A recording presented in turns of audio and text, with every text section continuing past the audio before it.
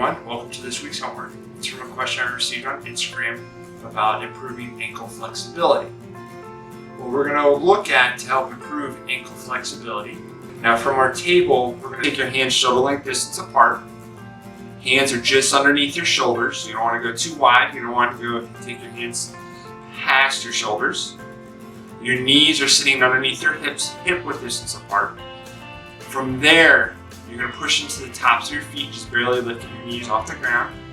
To get a little stronger, feel a little more comfortable, try to lift your knees a little higher. Shooting about 4 to 6 inches. Try to keep a nice flat back. Don't let your hips go above your shoulders.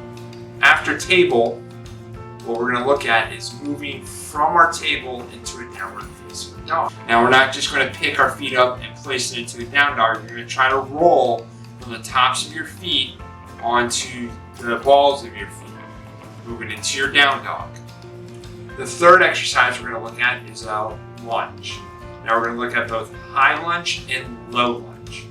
From here, our low lunge, we're just going to push into the tops of our back foot, lifting our knee off the ground about 2 to 3 inches.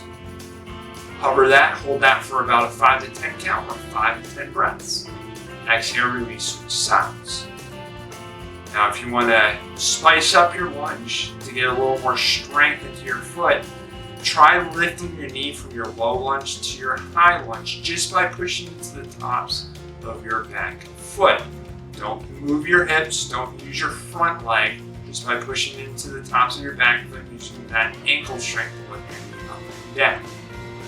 Now when you feel comfortable with each individual exercise, I want you to try flowing it together, piecing all the exercises together with the postures, and we're going to flow it together. So we're going to start in our table, pushing into the tops of our feet, hold that for a 5 to 10 count.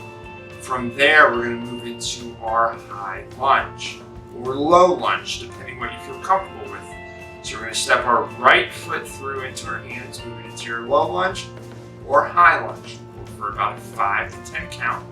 You're going to step back to your table. From here, you're going to roll back into your down dog or your variation. Hold that for a 5 to 10 count.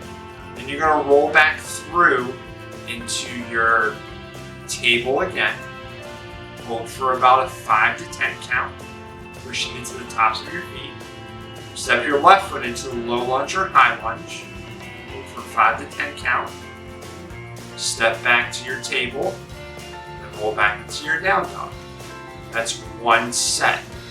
So try to do that 2 to 3 sets, depending how comfortable you get with that or how much time you have. Now this vinyasa, once you piece it together, depending how many sets you do, it can only take about 5 minutes every day.